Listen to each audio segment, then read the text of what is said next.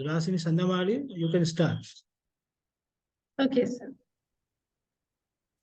Good afternoon, ladies and gentlemen. Welcome to the free conference lecture organized by the organizing committee of the theme Education for the Open University Research Sessions, August 2023, with the collaboration of the research unit.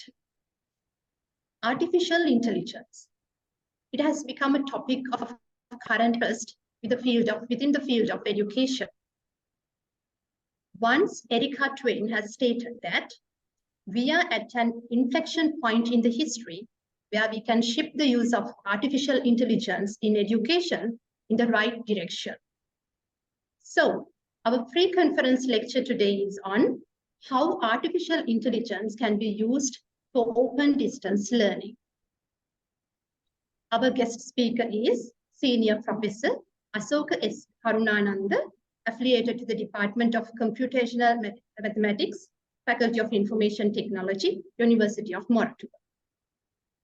First of all, I cordially invite Professor F.M. Namaste, Professor in Secondary and Tertiary Education, and the convener of the theme Education in August 2023, to deliver the welcome speech. Dear sir, over to you. Good afternoon to you all. Distinguished guests, esteemed faculty members, and fellow participants of the Open University Research Session 2023. On behalf of the Faculty of Education, I extend a warm and heartfelt welcome to each of you to this pre-conference lecture and introduction to much anticipated Open University Research Session 2023.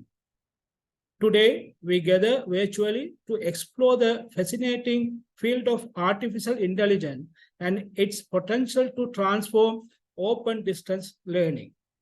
I am particularly delighted to welcome our esteemed resource person, Senior Professor Asoka Karunananda, a renowned scholar and pioneer in artificial intelligence. Professor Karunananda is an expert in artificial intelligence and has dedicated his life to researching its potential to improve open distance learning. He will share his insight with us today. I also extend a special welcome to the Dean of the Faculty of Education, Dr. D.V.M. De Silva, Director of the Research Unit, Senior Professor S.R. Veerakon, and our esteemed staff members and our online participants. Your presence here demonstrates your keen interest in the topic. We are honored to have you join us on this intellectual journey. As we embark on this enlightening session, I encourage each of you to actively engage with Professor Karunananda's insight, asking questions, and participate in a fruitful discussion. Let us embrace the opportunities that artificial intelligence presents for the future of open distance learning.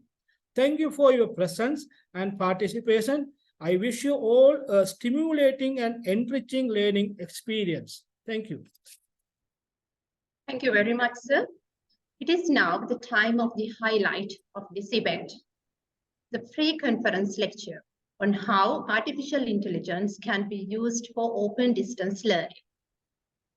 I cordially invite Mrs. S.A.S. Kaushalya Pereira, the senior lecturer affiliated to the Department of Secondary and Tertiary Education, to introduce the guest speaker to the participants. It is over to you, Thank you, Kaushalya. Thank you, Dulashani. Senior Professor Asoka S. Karunananda is a veteran academic teaching and researching on artificial intelligence, theory of computing, ontological modeling, and philosophy of science. He was the Dean of the Faculty of Information Technology, University of Moratuwa from 2009 to 2012. He also served as the founder Dean of the Faculty of Computing of General Sir John Kothawala Defence University from 2014 to 2016, and Dean, Research and Development at the same university from 2013 to 2016. He has been active in the field of artificial intelligence for several decades, being a founder member of the Sri Lanka Association for Artificial Intelligence since 1996, a senior member of the IEEE, and a member of the Association for Computing Machinery. In addition, he introduced the first MSc in Artificial Intelligence in Sri Lanka in 2008 and the first BSc Honours in Artificial Intelligence in 2021. He has written 20 plus books on artificial intelligence and other areas of interest and developed many study materials for open distance learning during his tenure as an academic at the Open University of Sri Lanka from 1988 to 2006. His work has received many awards, including the National Award for Popularization of Science, awarded by the National Science Foundation in 2007, Award for the Best Science Communicator awarded by the Sri Lanka Association for the Advancement of Sciences in 2001, and the CVCD Excellence Award for the Most Outstanding Researcher in Technology in 2006. He has served the Sri Lankan State University system as an academic of both local and global repute for 35 years. So, Professor, may I take this opportunity to cordially invite you to share your knowledge and ideas on how the use of artificial intelligence in how the artificial intelligence can be used in open distance learning. Over to you, sir. Okay, thank you very much for generous introduction. Actually, I did not give you that much information, but somehow you have found additional information as well. So I am really very happy to accept your invitation to deliver this lecture today on this topic on how artificial intelligence can be used for open distance learning, because I am most probably you are aware that I am also from Open University. I worked for 18 years in the Open University. So then I have experience in these practices and other thing. In fact, actually, my knowledge about open distance learning helped me a lot when I start this BIT external degree program at Moratuwa, which you did not mention in the list of tasks that I did. But anyway, that experience really helped me a lot to start that initiative at Moratuwa as well. And other thing, actually, now I am working in this field of artificial intelligence, and artificial intelligence is a subject which has a multidisciplinary nature, where we are actually getting the inspiration from theories and other things from areas like philosophy, then the mathematics, computer science, computer engineering, psychology. Education is one of them. So actually, I also had have some personal interest about the education, the theme of education, which I have really share my experience and the knowledge when I deliver my lectures also.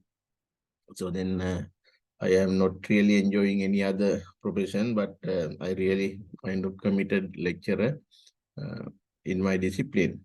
So therefore, actually in that way also I have some connection with educationist, and I can remember Professor Chandra Gunawardhan some time ago. Actually, when I wrote a simple book called Igana Ganna Hatti, actually she gave a forward for that one. So in that manner, actually I am somehow connected with this education discipline as well. With that note,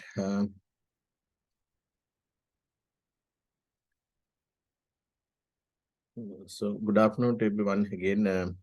So my outline would be some introduction about what I am going to do and so on. Then actually, when you think of this AI and education both, we need to have some understanding about how our brain works. So therefore, I thought of adding some material related to brain science or the neuroscience. Then I will go to artificial intelligence. Then explain why we should go for AI, for open distance learning and especially in that area. So then future of AI, because now AI is a very hot topic, and people have a lot of doubts about the way AI is progressing, what will happen to the humanity. So I want to let you know some thoughts of the future direction of AI as well. So in the introduction, actually, I should mention that as I told, I'm fascinated by teaching than any other profession. So because of that, some time ago, actually I got to know from one special statement by Einstein. Education is not the learning of pets, but training the minds to think. That is the Einstein quote. So then our role is to make the student mind thinking. So probably you can, this is a kind of arguable thing. Should we really teaching the student in such a way that we can wake up their thinking habits, thinking ability? So I am practicing this one. Actually, I find it very useful and interesting. Students are also really enjoying this method of teaching. So according to Einstein quote, at the end of the day, actually, the product we produce from a university or any education institution should be nothing but entity that can think. Students should be able to think. If the thinking capacity is not there, actually we, according to Einstein, education has not been successful. Why we are pressing this much on thinking? The thinking has so many roles to play in the cognitive aspects in the brain. So the one thing is actually understanding. As you may know, in learning, we are doing this one. When you give the new knowledge, of course, for new knowledge to be absorbed, the student should have some prior knowledge. Without that, it cannot be done. So then once the new knowledge is coming to us with the help of the prior knowledge, you have to execute the thinking. If you don't think by combining prior knowledge and the new knowledge, there won't be any learning as any understanding. You understand something based on the thinking which is going behind. And other thing actually, as we know, more we think, so then we can develop more memories. So that's why if you neglect some subject matter for some time, normally we cannot remember. But if you get on with that and thinking, then doing exercises, discussions, where you are really enrolling in thinking, in that way we build the memory because of the thinking. So that's a brain is a marvelous device. Our memory is, thinking is responsible for our memory as well. Other one actually, when you think of this discoveries, innovation, so that basically what we call the research, again, actually we say that in research, what we do is we train the people to think differently and come up with new ideas and the theories. So all these Einstein, Newton, Copernicus, Galileo, all scientists are the people who thought differently from the others. So likewise, actually, I don't want to take too much time. This understanding, retention, discovery, and all these things, background, what is happening in the brain is the thinking. So then ability to think is the foundation for intelligence as well. So if you cannot think, then no intelligence coming out. So then no matter how much knowledge you have, if you don't think on that knowledge, no intelligence will merge. Right? Actually, I could not find proper English translation for this one. Yesterday, I contacted two of my colleagues who are language specialists. There's a very interesting thing about the thinking. Actually, when you do thinking, at the same time, actually, you know, there is something we don't think, but spontaneously thoughts will come to our mind. At any given moment, actually, thinking is happening. Either intentionally by executing the thinking by us, or some thinking about the past memories or future, and that kind of things happen.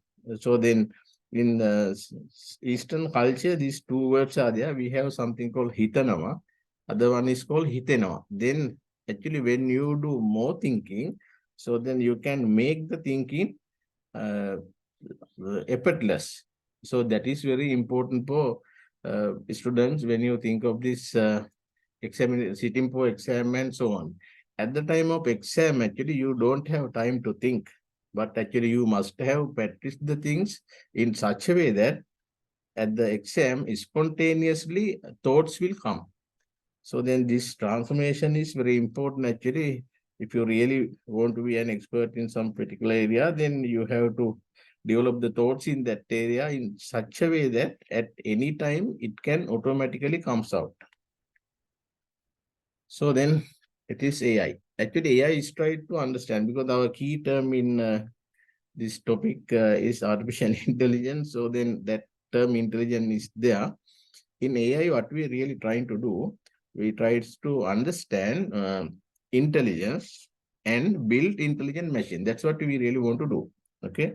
To build the intelligent machine, first you have to understand what intelligence is. Is here the intelligence is the natural intelligence. No other intelligence that we can think of.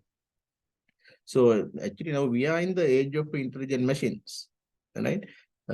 In this intelligent machine era, first we have to have a good understanding about what the natural intelligence is. Then we have to develop the models of that intelligence into machines. Okay. So as we know, AI has changed the way we do everything in our life, right?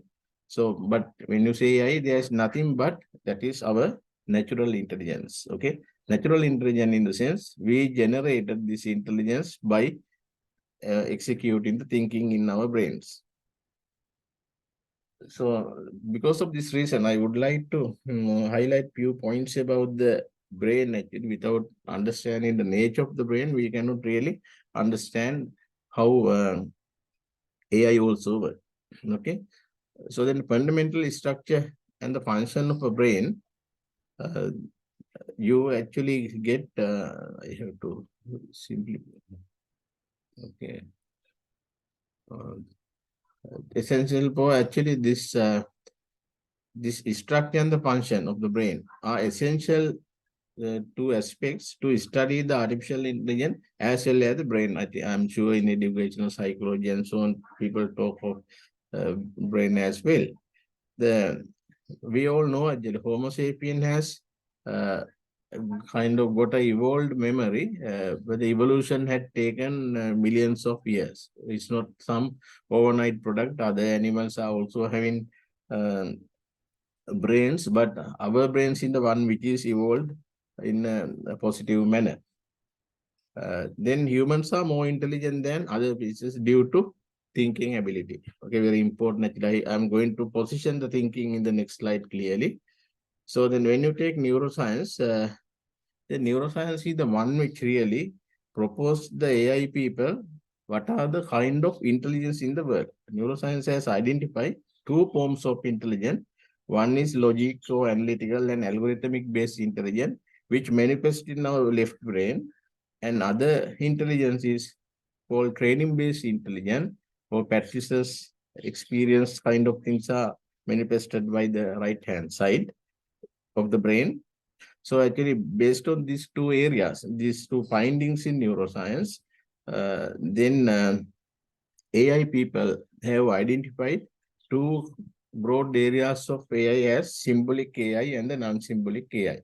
Symbolic AI, the left-hand side of the brain. Non-symbolic AI is for the right-hand side of the brain. Then any AI technique can be classified under symbolic AI or non-symbolic AI or both. Actually, for example, if you think language manipulation, I think both brains are left and the right brains are required. Then this is a common diagram. Actually, we started as this fish-like animal who in the water at the beginning. So then they have this very small brain. So then this reptile-like animal started living the ground area. So then they have slightly improved brain like this. So then the birds have slightly much more improved brain than the other reptiles and so on. Then you come to the mammals, then monkeys and other dogs and other animals. So then they have fairly big brain, right? So then human are getting the biggest brain. Actually, we got the bigger brain because of the evolution. Now, this is very interestingly located by the neuroscientists here. Our primary brain is the reptile, that basic brain coming from the water to the land. So at that time, actually, very small brain is there. That brain basically looking after the survival of survival fear and that kind of thing. Nothing but can be done. We are still having that one actually. We are having the reptile brain. So then all these primary things, even breathing and other things, food digestion, all these basic things are controlled by that one. After that, as a result of evolution, we become mammal. We got this emotional seeking pleasure, then looking for food, and that kind of things actually we can work on using this middle brain here. So then the magic of the humanity is that actually we have the third brain here, which involves logical thinking. So then this is the thinking brain. Thinking brain is located in the forehead area of the brain, our skull. So you can think, actually when you think deep, sometimes you get a pain-like thing in your headache. That is because that area of the brain is working too much. So then actually we are different from other animals because whenever we want to do something, we can rationally think and make a judgment rather than going behind our emotions. Okay. So actually in neuroscience area, there's another interesting thing now related to education and AI. Neuroscience has discovered electrical signals are generated when brain functions. So that when you think, when you solve problems, so then when you say something like enjoying something or what, right?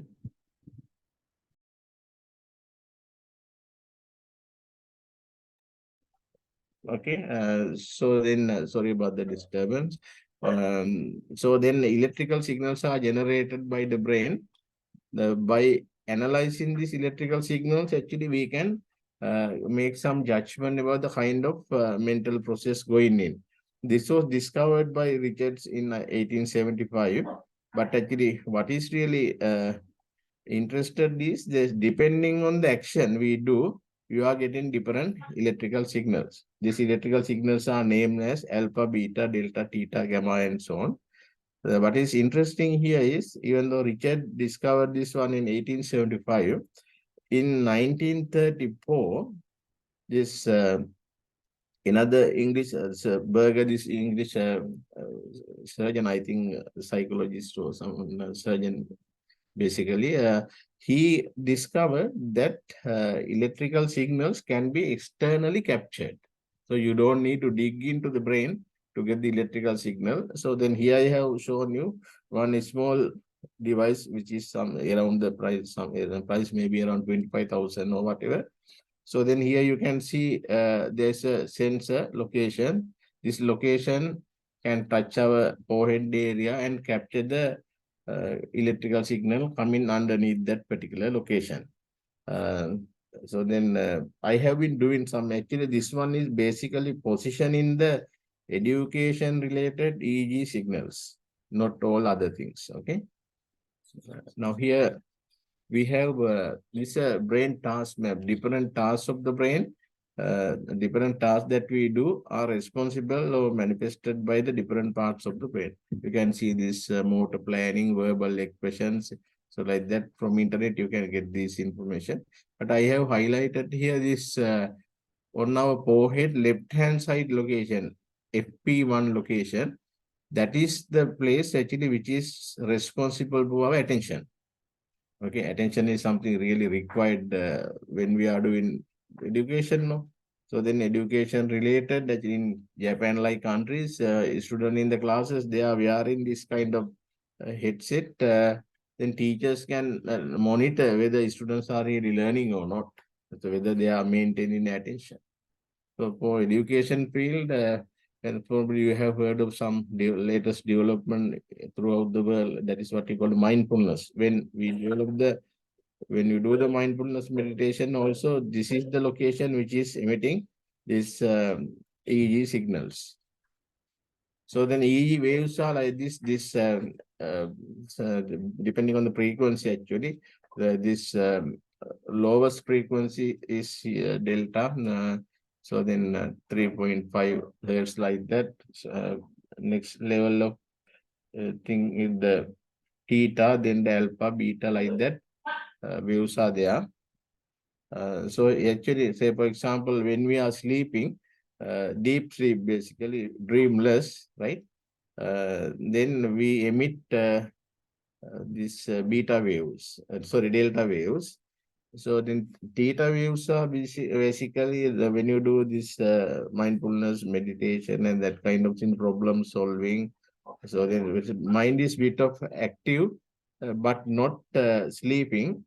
The alpha is when you are relaxing and not thinking. Thinking brain is basically the theta wave generating instance. So then beta on the higher frequency. So then we are a bit of alert, okay, working, thinking, anxiety, fear, stress. Those things are coming in this beta wave range. Okay, this thing be captured actually. It's not a big deal now. Tools are available. Externally, you can capture without doing any harm inside. So gamma is with a lot of actually disturbed and arguing or fighting or whatever, right? So coupled to that one, rather than telling this information about so many psychological features, here we have split this all cognitive features into two slides. One is this more analytical, logical oriented thing, intelligence. Other one is creativity, then imagination, training, and you have heard something called the machine learning these days very much that manifests the right brain of the human. And actually some other AI technical expert system, decision making systems and so on, implementing left hand side of the brain. Okay. So actually when you take brain, you cannot just think of one side of the brain for your survival and the development, because even when we are solving a mathematical problem, you may be definitely using the left hand side for calculation and other things, but multiplication table and things which you bring from the memory, that is because of your right brain. So therefore both are equally important. So then brain also has a mechanism to keep the cross connection stored, hippocampus here, actually forming that cross connection between two hemispheres of the brain, ensure better understanding and the better intelligence. So probably you have heard when Einstein passed away, some American biology has stolen his brain to check why this person is so intelligent. So at that time, they have discovered Einstein had a lot of cross connection formed between two hemispheres. So then we should make sure then our humanity is not only mastering one side of the brain, but the both sides are important. Another important thing really related to our student and even for us, within the brain, there's a very specific area. There are different parts of the brain depending on the classification foundation. So in the brain, we have something this showed in these colors, what is called the limbic system. So limbic system is a very primary kind of brain. Within that, you have something called this hippocampus. So whenever actually now I am talking, then you are hearing that one. These informations are straight away going to the hippocampus area. So then when you have something in the hippocampus area, that what you heard from me today may not be that long with you, but maybe 2-3 days time, it will disappear. But if you start thinking and forming the memories, then the material in the hippocampus can be learned into the other parts of the brain. That's how the brain basically works. So then the students should know actually when they learn, they have to think of that matter, do the exercise or discuss or whatever. So manipulate that matter using what you learn, using your thinking capacity. That thinking help you to form the memories. It's very, very uh, important aspect actually. So hope you got that idea. Actually, this is why if you don't, if you learn something and you don't give any attention to that one after that, naturally in 2-3 days time you forget it. Okay, then that is about the some little stories about the brain. But let me go to your topic then. What is artificial intelligence? Okay, what is happening in this field and so on. I hope you got some important material about the brain. Actually, if you don't know how the brain works, right, then we cannot basically use the brain proper manner. For example, for students, it will be very important for them to realize something like understanding or retention, your ability to do research. All these things are basically uh, thinking related uh, properties of the brain. So again, actually, we call something very high these days, what is called intelligence. Intelligence is nothing but a product of the thinking on the knowledge that you have. So then when you think more, then you can think more about something. That's what I call something become spontaneously come into your mind if you have done adequate thinking on that. Okay. So then artificial intelligence is basically targeting this thing called the intelligence, in which case actually AI cannot forget about the power of thinking anyway. So the brain has different parts for thinking. And then we have this nature has given us a marvelous uh, organ called the brain, which has the power, not any other power, actually the power that we have in comparison with other animals is the thinking power, thinking ability. All other things we do because of the thinking ability, because all other things are generated by thinking. Okay. If you are Buddhist, actually, you may have heard, okay, because that is our culture anyway. India, Sri Lanka, and many world is, entire world is really accepting that one as a doctoring of philosophy. Because during Buddha's time, actually, many people realize what the Buddha said, no ultimate truth or whatever, by listening to Buddha's sermon. So actually, while listening, what they did, they think. That's what we call this Yoniso Manasikara. So Manasikara is thinking. So even in like large percentage of people realize the ultimate truth in Buddha's time by listening, because thinking occurs during listening. The students should also realize that they can attend lectures and listen a major amount of material they can learn listening and thinking in that time. Okay. Right. Then when you go to this artificial intelligence thing, actually this is the subject area for constructing intelligent machine. This is the name that we have given. AI is actually you cannot take this artificial intelligence and artificial separately from intelligence. This is one word actually. You have to take it as one word or one term. Right? So if you try to understand artificial separately from intelligence, so then you give the definition for artificial, give the definition for intelligent, that doesn't work. Okay. It is my normal analogy for student. This is something like sodium chloride. Okay. Sodium chloride is basically, you are talking as two things, no? But actually NaCl, no? If you try to understand sodium chloride by separating sodium from chlorine, right? Sodium is poisonous, chlorine is poisonous, but when you combine them together, that is our cooking salt. Then without salt, we cannot live. So similarly, if you take artificial intelligence, artificial separately from intelligent, it is wrong. Actually, you have to take it at one word. That is why some Sri Lankan have made the mistake. They have translated this into artificial intelligence as Krutima Buddhiya. It's a completely wrong, because in AI, we are not talking about artificial form of intelligence. We are talking of natural intelligence and putting into the machine. That's all we do. Okay. So here AI program models natural intelligence or human intelligence or animal intelligence into machine, right? I should emphasize on that. It's a natural intelligence. So then last point I have mentioned, it should be noted that AI does not talk of machine generated intelligence.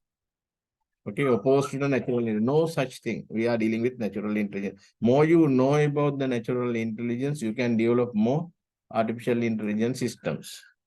At the moment, the following natural intelligence have already been built or developed into machine. For example, there are machines or computers, you call them. There are machines which can learn, like machine learning, which can solve problems. Problem solving is a human natural intelligent feature. Recognizing images. When you say recognize images which are not clear, which are impartial, which are with noisy and so on. So you can see if you want to take a photograph of number plate of a vehicle when it is driving at night and also raining. So then image is not clear, but actually we can recognize. Similarly, AI systems can recognize very unclear images as well. The natural language understanding. Okay. So this very important intelligent feature, language manipulation. Actually, I could have added this one previous slides also. The social scientists have found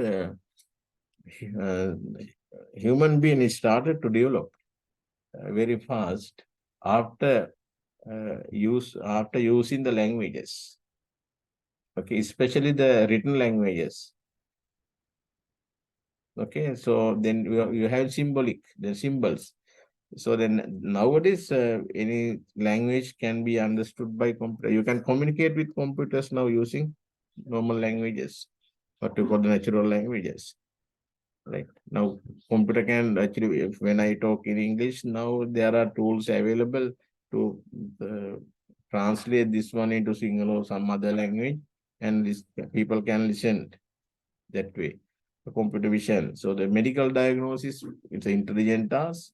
There are plenty of such systems available. Engineering, designing, planning systems, or financial systems, whatever. Actually, there are no area that you can say there is no AI solution or no intelligent built into machine in our area.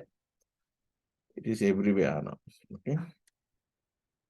So actually now it is interesting to discuss why we should go for what we call this AI.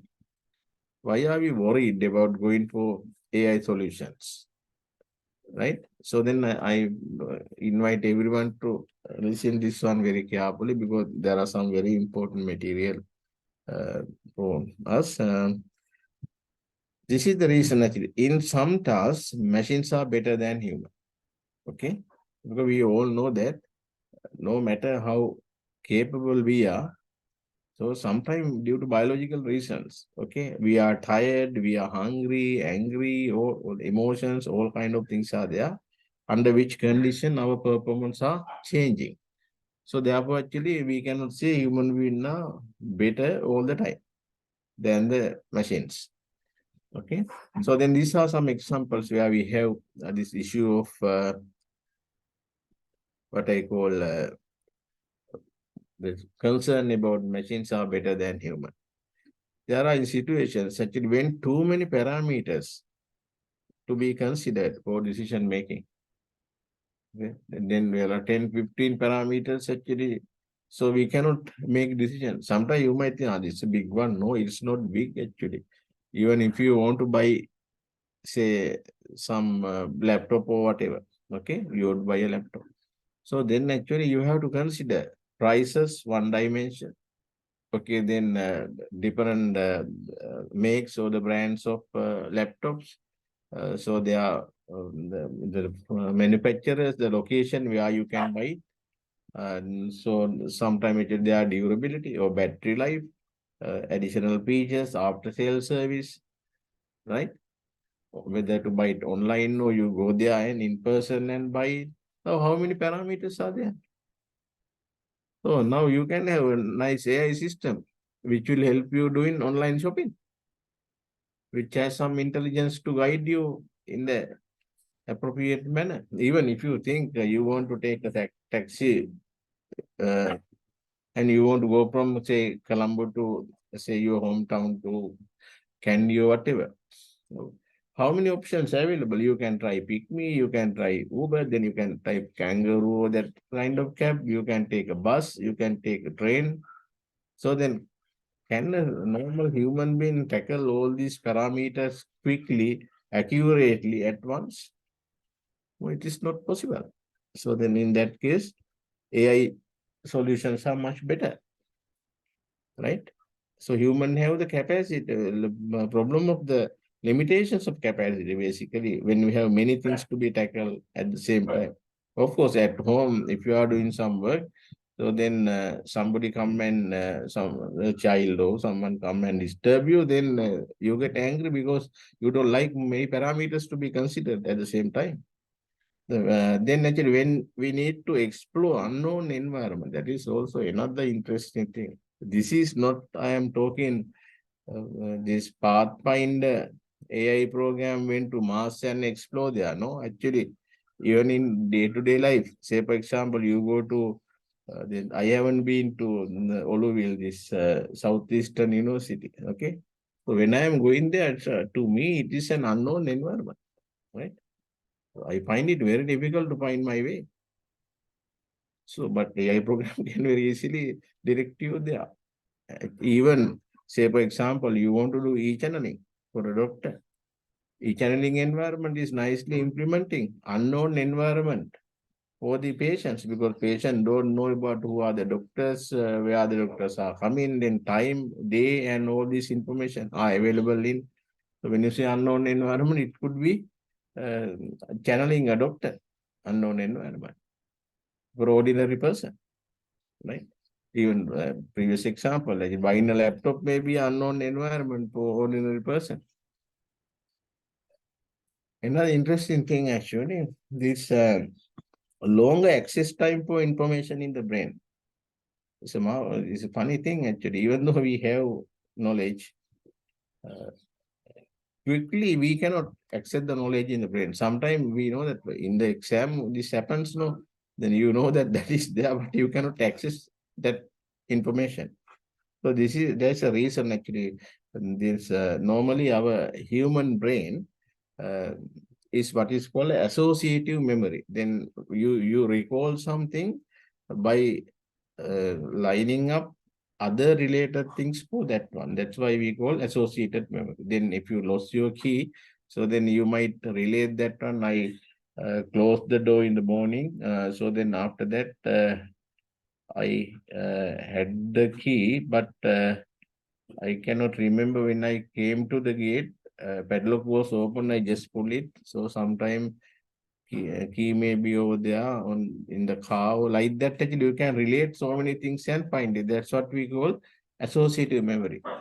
But actually, when you think of the computers know whatever the information available, there is an exact address for that one. By pitching the address, then you can pick the information in that location. So therefore, actually, this access time is very low for machines in comparison with human being. Other thing is the reaction time, right? So we take a couple of minutes sometimes to do a small mathematical calculation and giving it back. But actually, computer can do, machine can do it much faster than this long access time, reaction time. Both are very high for human, but less for the right. Then efficiency and accuracy, depending on biological condition. That is our problem actually. When we are getting tired, so then our efficiency go down. Of course, our accuracy also goes down. So that's why you need to have 5 hours of at least 8 hours of sleep and that kind of thing. No matter how good you are, but you are conditions by the efficiency, accuracy. Those things are. But machines are not like that. They are not. They can work without any problem for 24 hours. Then actually we are very lethargic in routine tasks, no? So then in our education thing, they're preparing student attendance list, then the eligibility list, entering marks, okay, mark, then take in attendance, you go to lectures or the day school, you have to take the attendance, then you have to enter them to the, all kind of things are there. Humans are very lethargic in this routine task. In a way, why bother avoiding doing the routine task? That's why actually we all do it, not senior people normally. This routine task you assign to your juniors, no? Because you don't want to spend time on that, right? Anyway, in that way we train them, that's a different matter. So then, actually, when you take AI as a technology, it's very important. AI is the only technology. Normally, you take this way. Whatever the technology we take, the technology has two sides. One is the power side, the other one is the control side. You take electricity, okay? When you take 230 electricity, that is the power. But human is the one who control it. We have switches and devices and all. When you take the car, engine is the power, then there's a human being to control it. So whatever you take, whatever technology you take, power is with the technology, but control is with the human. Surprisingly, when you take AI, both power and control built into the technology itself. As a result, actually, AI systems can make its own decisions, what you call the autonomous decisions. Decision making, because power and the control both are together. Okay. It's a plus point in a way, other way around, it can even lead to singularity. So that means machines supersede the humanity. We discuss that one later a little bit. Okay. Then for human being, there's a problem called large. When problem is large, too many parameters, too many dimensions, too much time, and so that large is no longer a problem for AI at all. Any huge system it can tackle. So it's not a problem for you in your open and distance learning idea.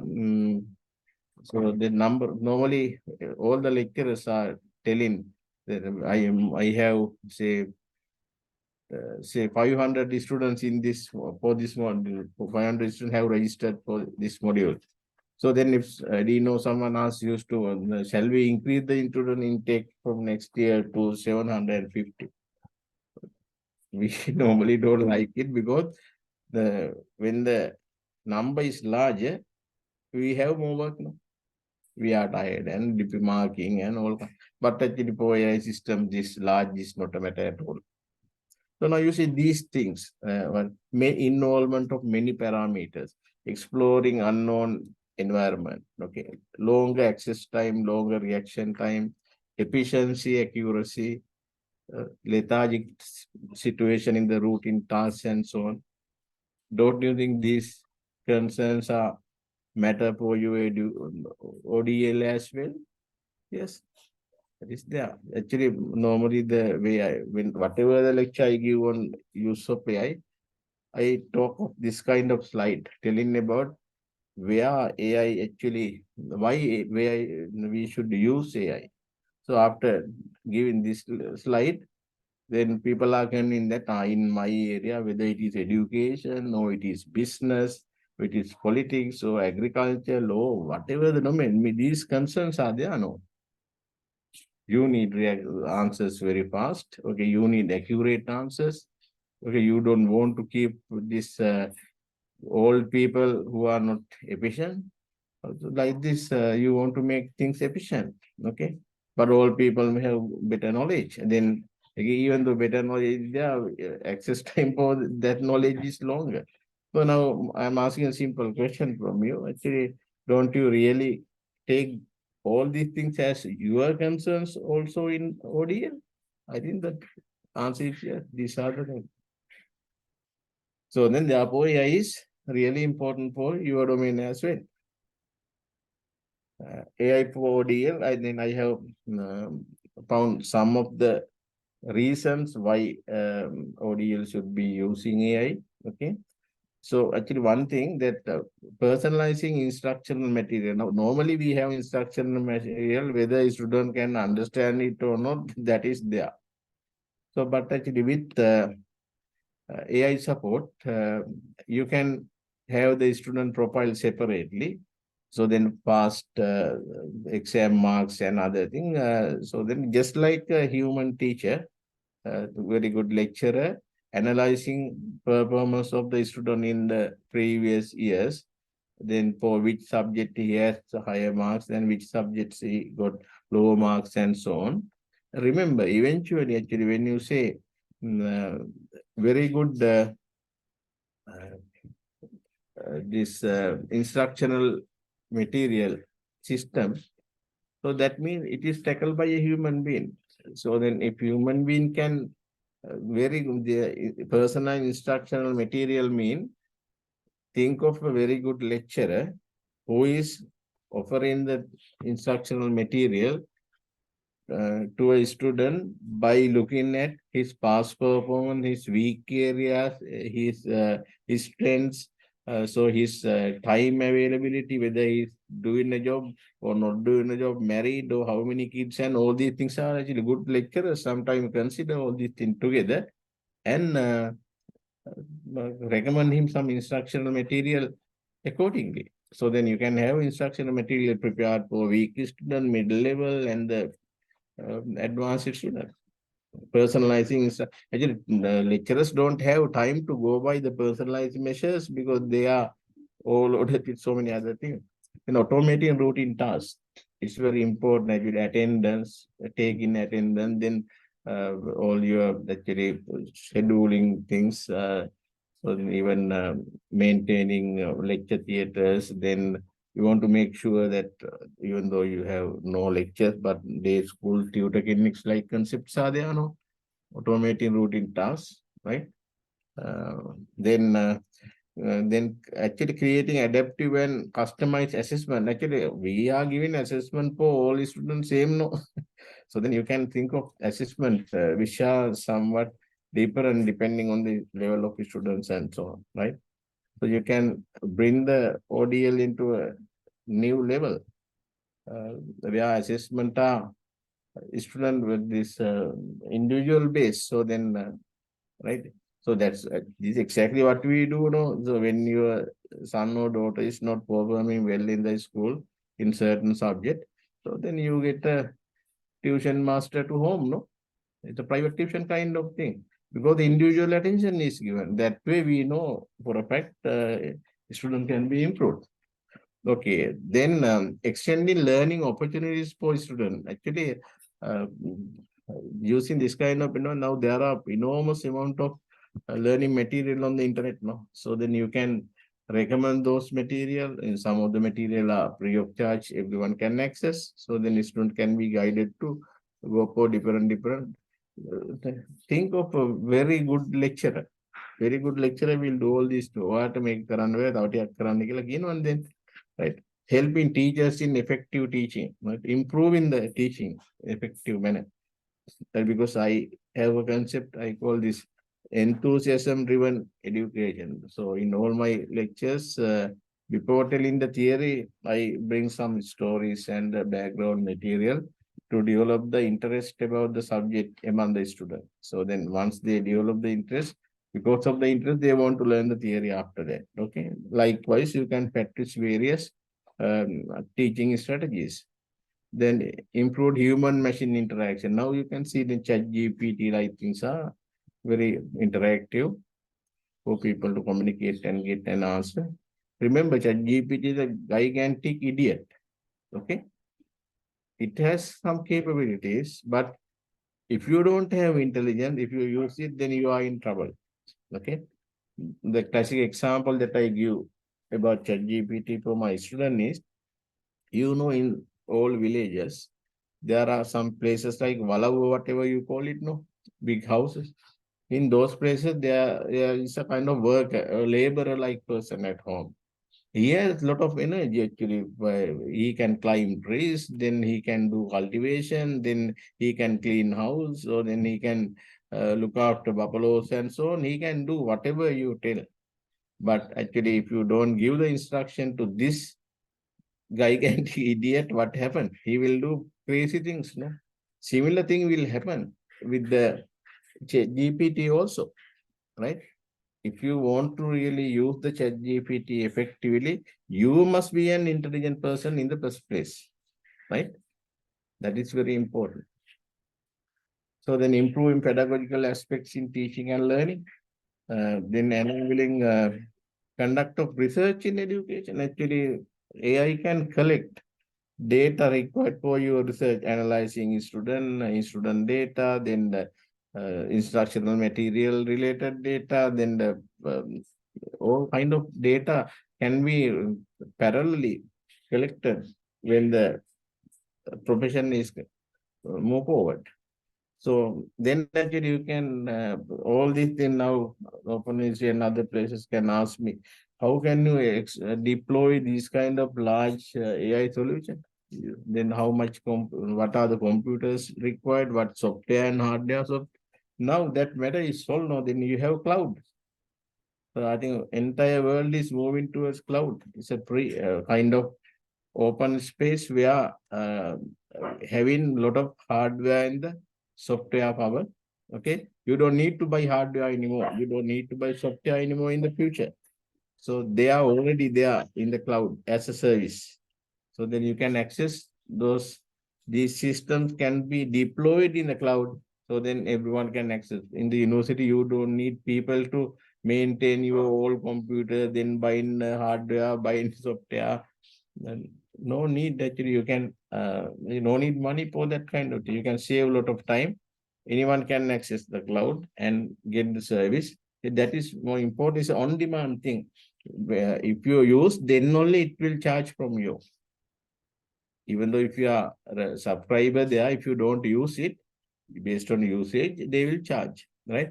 But assume that you buy, you get some loan or whatever, establish a computer laboratory. It's a useless thing today, because establishing a computer laboratory, you have to spend money for hardware, software, building, people to look after that one. All this money is actually saved when you deploy your AI solution on the cloud. There's one message I want to convey today. Then actually, when you say AI for ODL, I would say cloud powered AI for ODL. It's very efficient.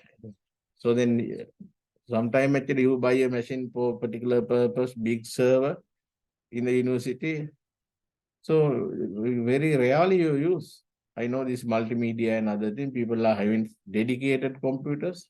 Why not use these cloud facilities? So then your machine may not be regularly used. Okay. So then future, I quickly go through this one. Actually, in the future, there's a possibility of singularity. That means when the machines are developing in this manner, there's a high risk that machine can actually supersede us, because our abilities we have built into machine. There's a chance. But actually, AI community has noticed it, and AI community is proposing a concept called man-machine coexistence. So that means actually you don't allow the machine to become unnecessarily undue manner more capable than the human, right?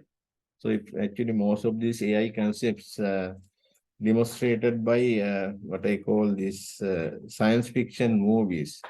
So if you recall this iRobot, then Terminator, then Robocop, Transformer, Avatar, all these things are movies which are really demonstrating some AI concepts in the science fiction level at the beginning. Nowadays, actually, there are research going on for fixing biological brains into machine. It has been done with the rat brains. Okay, there are robots, small robots, who are operating based on biological brain of a rat. So then that rat brain basically learn during the session, and after that it can perform without support from any other CPU, whatever. So, but one problem with the biological brain, that experiment at the moment, more than 3 months, actually, you can leave these cells living. That is the problem. So, but somehow we are not, AI community is not promoting the singularity. We are not adding fertilizer for making the machine beyond our control. But instead, we encourage man-machine coexistence. Right, then another one, actually, we call this human-centered AI. People are a bit worried. Will machine completely, because of the autonomy, they will decide this is what you should be doing and so on. Now, trend is AI community is promoting the idea that let the machine to do as much as possible it can, but at the final decision-making point, human should be intervened.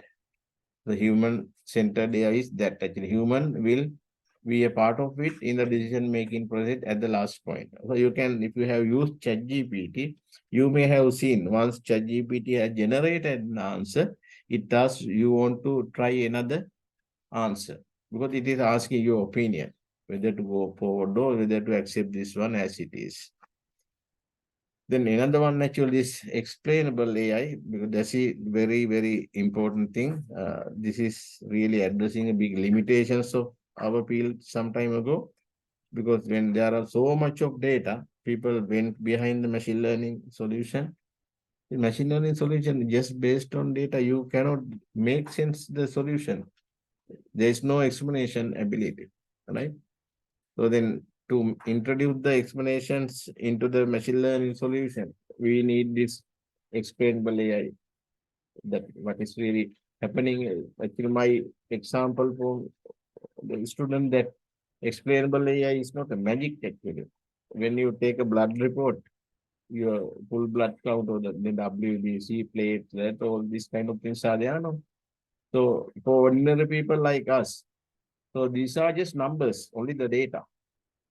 But we cannot understand it, no? But we cannot understand. Just because numbers, we cannot understand. So we go to a doctor. Why? Doctor has the knowledge of medicine to interpret the data. Doctor has the knowledge of the medicine to interpret the data. So that's why actually you cannot survive just by going behind data alone. You have to go by the knowledge as well. So knowledge is your left-hand side of the brain. The data is your right-hand side. These two things should go together. When you take universities and so many other places, we are dealing with more knowledge than the data. We have the bylaws, procedures, some TOR, SOP.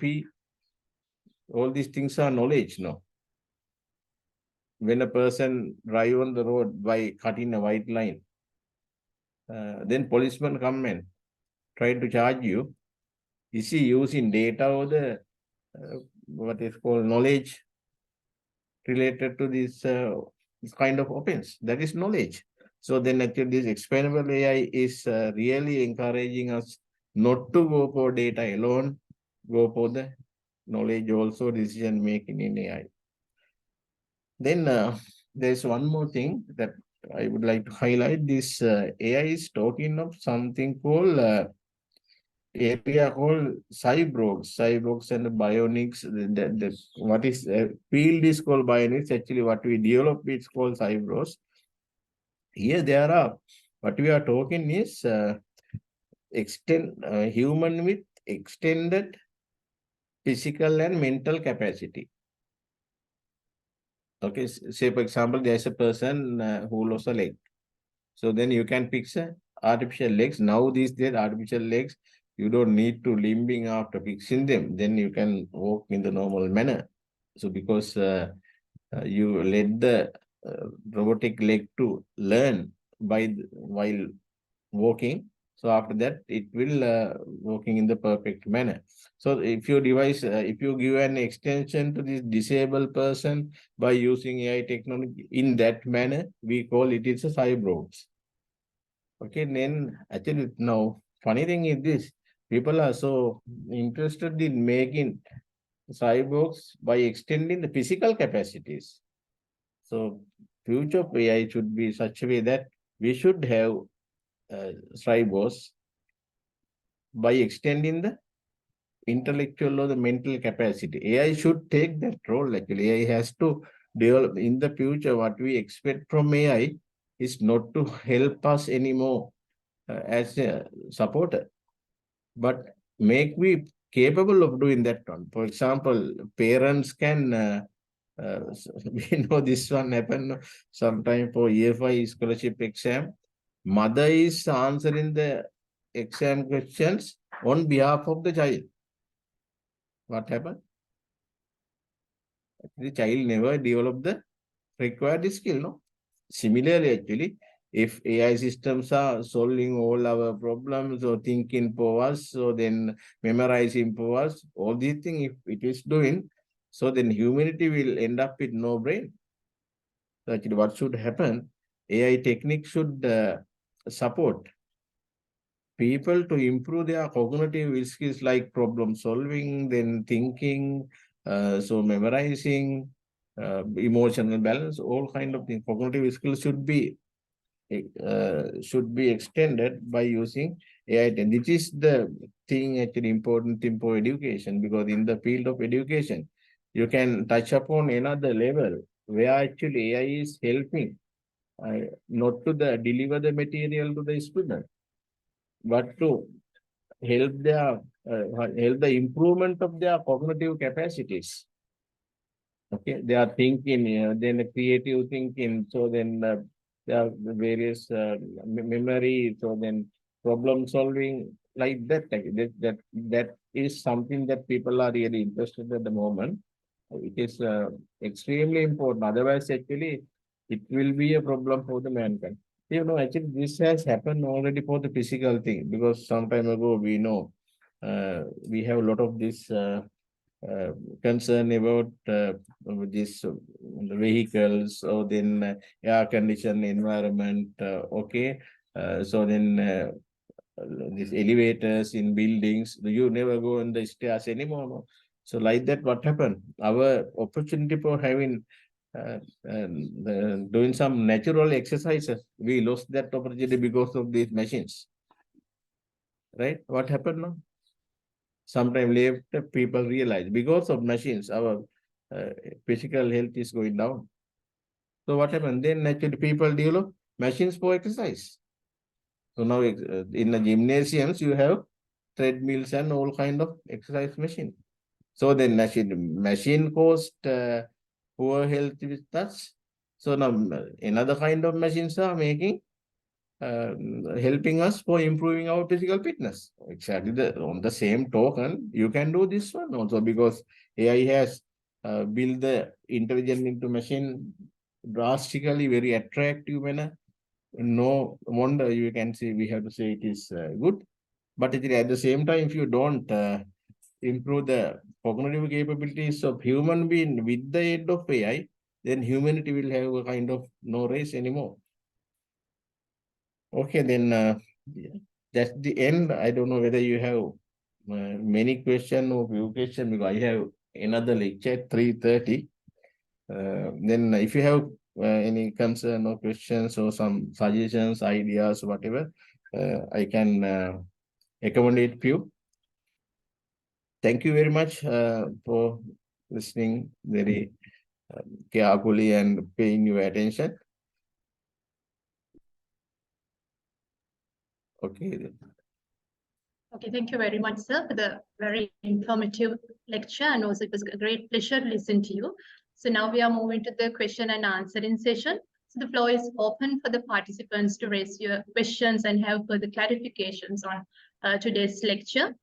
So you can use the chat box and you can post your questions into the chat box, or else you can use the raise hand option. Professor, thank you very much for your lecture on artificial intelligence. So I wish to ask one clarification.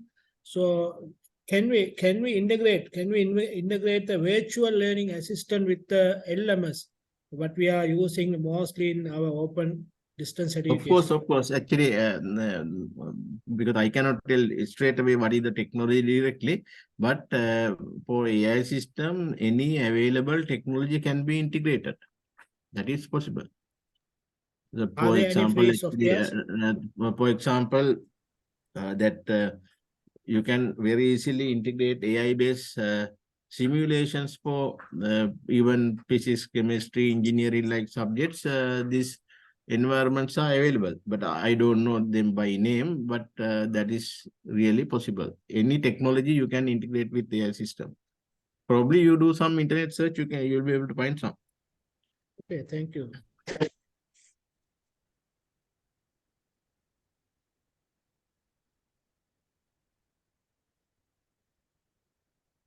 Sorry, I think Dean is talking, but I think you are Okay, muted, no? right. Thank you Professor very much, Professor. Asoka, Yes, please. I'm Shama Yes. here. I hope you can How are remember you? me. Yes, yes. Fine. And now I'm asking a kind of a layman's question. And now I don't know about your university, Moratua. Are you actually applying all these techniques you have explained us in your teaching and other assessing the students and all these things? At least to a certain extent.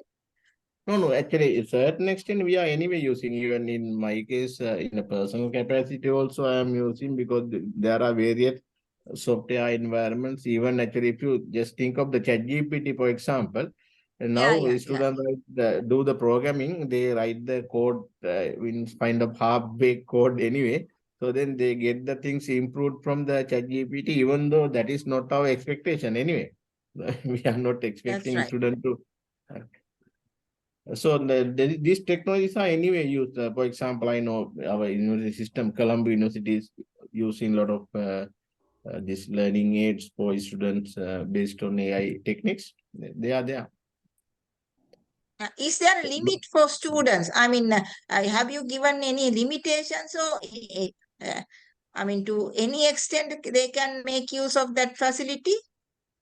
No, but anyway, control it does no. Therefore, you can have a kind of upper ceiling. For example, actually, I could remember once Oxford University had done a research about this online exam and this kind of the use of ChatGPT and so on, then how it would affect the final result. So then what they did, they set the question and put into ChatGPT and got the answer from ChatGPT.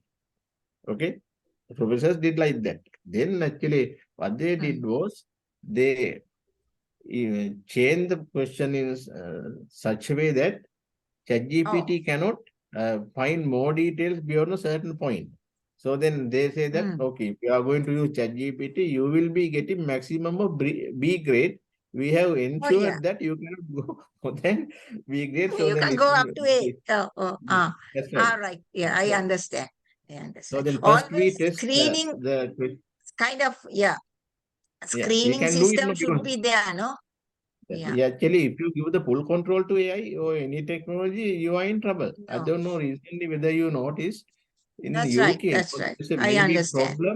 very big problem, mathematics Funagan. education going down because of the calculators and. Yeah, okay. Thank you. Welcome. Okay, I just want to thank you, Professor. Actually, your presentation is very interesting and important. Actually, it's an eye-opening learning experience to us. So thanks again. My pleasure.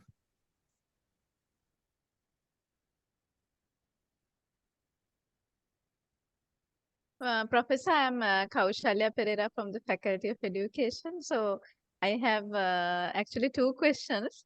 One is now Professor Sharma also talked about how things like ChatGPT are intervening in our teaching learning process. So what would you suggest as ways to overcome students using this, and how to like screen their use of things like, I mean, software like platforms like ChatGPT in completing their assessment tasks? What would you suggest?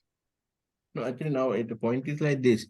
Anyway, particular technologies everywhere, by telling that this has some negative side, if you refrain from using that technology, definitely you are at a disadvantage because other people will there improve efficiency, accuracy, and that kind of thing because of these environments. So then we have to admit that one actually. So then what we should do, we have to start using the technology by defining our own boundary, just like what Oxford University did. Then if lecturers are setting exam questions for a particular exam, then first check to what level ChatGPT can answer that. So then you have to improve modify the question in such a way that ChatGPT cannot capture certain part what you have basically questioning. So then you have to take the control. Let's say, for example, if you say, don't use mobile phone for your children at home, so what will happen? No, but actually what you have to do is let the people use mobile phone. You have some constraint. You can use this much of hours per day, and for this program you can use it. Then because we are human being, then we can understand and correct ourselves. No. So then so kind of supervision is required actually. Of course, actually supervision is required for individuals also, no? Otherwise, sometimes people are spending in front of the computer or the mobile phone all the time. We should not stop using technology, should use the technology with under our control. Yeah, thank you very much, Professor. And Yeah. another question, maybe it's too simple a question, but I was curious to know what would you suggest as a good Sinhala translation of the term artificial intelligence? Actually, we have the degree, no, artificial intelligence degree at Moratuwa, then it is called Buddhimaya Yantra Vidya. Uh-huh. Actually, Thank you. we are basically talking about intelligent machine in the first place, no? So then Buddhimaya Yantra. So then field dedicated for Buddhimaya Yantra is called, then you have to say something like Buddhimaya Yantra Pilibanda Vidya. The name given for that one is artificial intelligence. We should not translate that one actually, then we are in trouble. The original term is the intelligent machine, no? Intelligent machine, then area dedicated for intelligent machine. So then it should be Buddhimaya Yantra Pilimanda Vidyava. We made it Buddhimaya Yantra Vidya. So when you divide this term, I could remember we were having discussion with Professor Sriyananda from Open University, Professor J.B. Disanayake, Professor one Sinhala professor in Colombo again, Sandagomi, no? Here, Sandagomi. Professor Sandagomi Koparaheva. Yeah, Koparaheva. Then actually ideal term is Buddhimaya Yantra Vidyava. It Okay, really thank means you very much. there's no Krutima form anyway. Okay.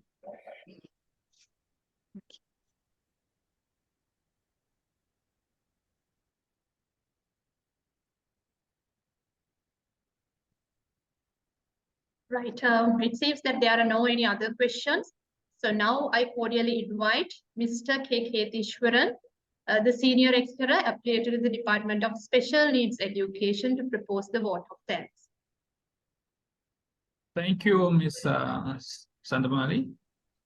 On behalf of the Faculty of Education and Organizing Committee of the Open University Research Session 2023, I would like to extend our heartfelt gratitude to our esteemed resource person, Senior Professor Asoka Karunananda, for delivering an enlightening and thought-provoking lecture on the transformative potential of artificial intelligence in open distance learning.